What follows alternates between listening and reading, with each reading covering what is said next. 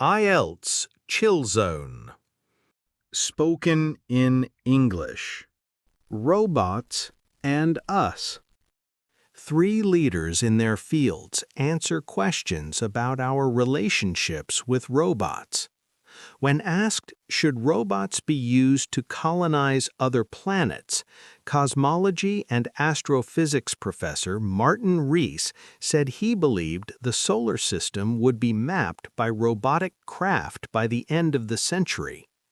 The next step would be mining of asteroids, enabling fabrication of large structures in space without having to bring all the raw materials from Earth.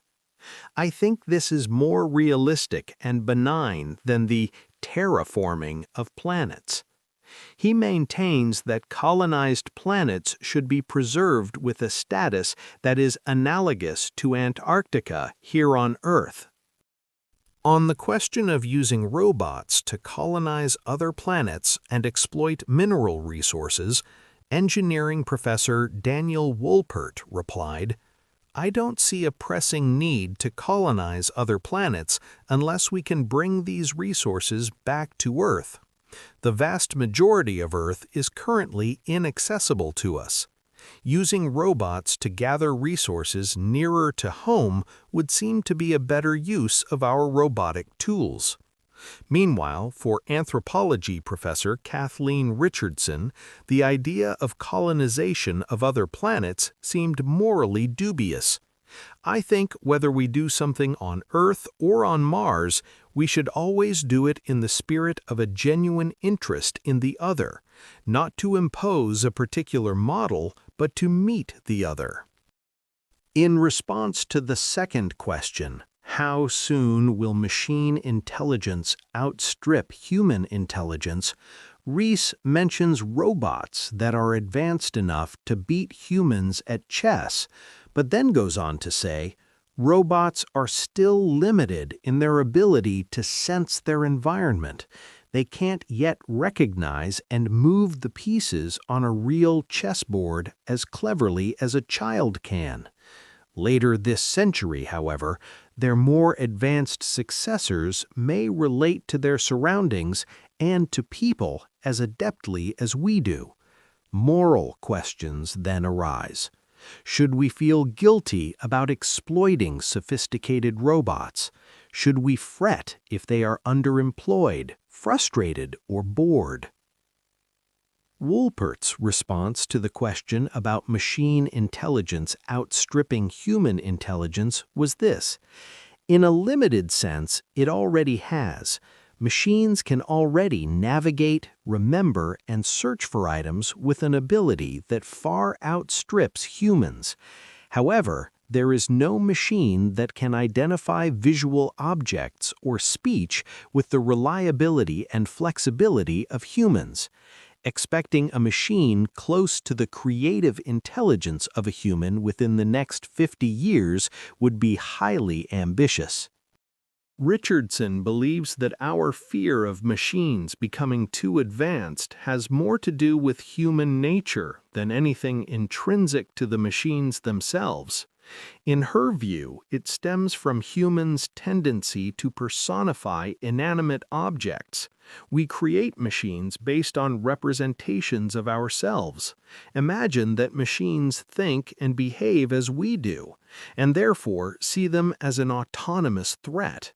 One of the consequences of thinking that the problem lies with machines is that we tend to imagine they are greater and more powerful than they really are, and subsequently they become so. This led on to the third question: should we be scared by advances in artificial intelligence? To this question, Rees replied, "Those who should be worried are the futurologists who believe in the so-called singularity. And another worry is that we are increasingly dependent on computer networks, and that these could behave like a single brain with a mind of its own, and with goals that may be contrary to human welfare. I think we should ensure that robots remain as no more than idiot savants, lacking the capacity to outwit us, even though they may greatly surpass us in the ability to calculate and process information. Wolpert's response was to say that we have already seen the damaging effects of artificial intelligence in the form of computer viruses. But in this case, he says, the real intelligence is the malicious designer. Critically, the benefits of computers outweigh the damage that computer viruses cause. Similarly, while there may be misuses of robotics in the near future, the benefits that they will bring are likely to outweigh these negative aspects. Richardson's response to this question was this: we need to ask why fears of artificial intelligence and robots persist. None have in fact risen up and challenged human supremacy. She believes that as robots have never shown themselves to be a threat to humans, it seems unlikely that they ever will. In fact, she went on, not all fear robots. Many people welcome machine intelligence. In answer to the fourth question, what can science fiction tell us about robotics? Rees replied, I sometimes advise students that it's better to read first-rate science fiction than second-rate science. More stimulating and perhaps no more likely to be wrong. As his response, Wolpert commented, science fiction has often been remarkable at predicting the future. Science fiction has painted a vivid spectrum of possible futures, from cute and helpful robots to dystopian robotic societies. Interestingly, almost no science fiction envisages a future without robots. Finally, on the question of science fiction, Richardson pointed out that in modern society, people tend to think there is reality on the one hand and fiction and fantasy on the other. She then explained that the division did not always exist, and that scientists and technologists made this separation because they wanted to carve out the sphere of their work.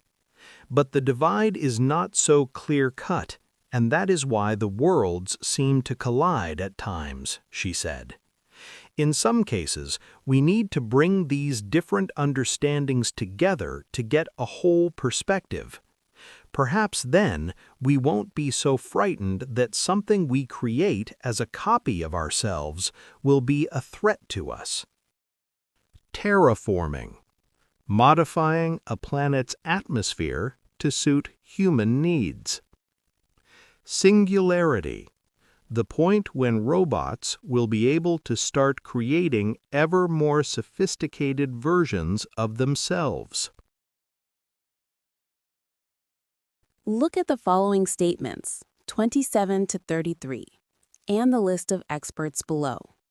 Match each statement with the correct expert. A, B, or C. NB.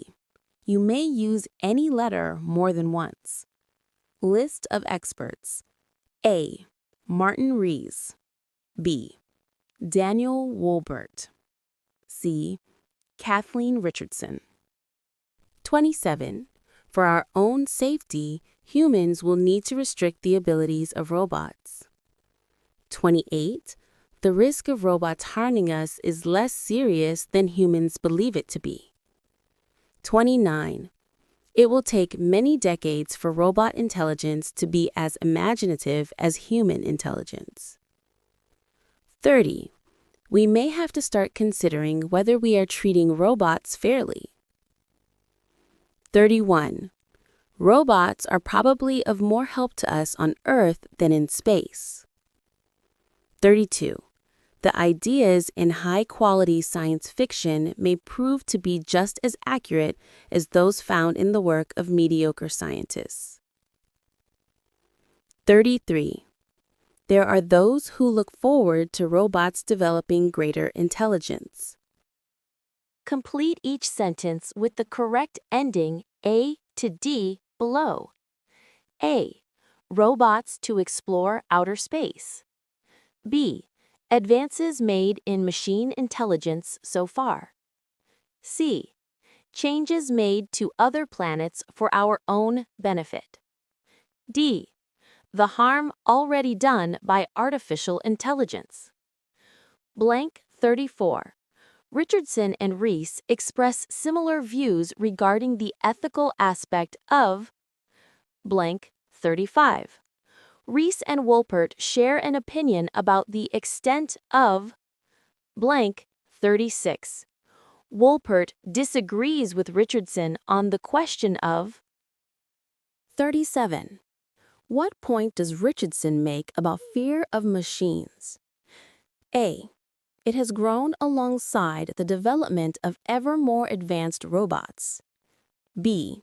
It is the result of our inclination to attribute human characteristics to non-human entities. C. It has its origins in basic misunderstandings about how inanimate objects function. D. It demonstrates a key difference between human intelligence and machine intelligence. 38. What potential advance does Rees see as a cause for concern? A. Robots outnumbering people. B. Robots having abilities which humans do not. C. Artificial intelligence developing independent thought. D. Artificial intelligence taking over every aspect of our lives. 39. What does Wolpert emphasize in his response to the question about science fiction? A. How science fiction influences our attitudes to robots. B. How fundamental robots are to the science fiction genre. C. How the image of robots in science fiction has changed over time. D. How reactions to similar portrayals of robots in science fiction may vary. 40.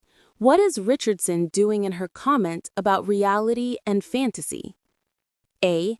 Warning people not to confuse one with the other. B. Outlining ways in which one has impacted on the other. C. Recommending a change of approach in how people view them. D. Explaining why scientists have a different perspective on them from other people. IELTS Chill Zone channel, where you fully understand and learn with ease.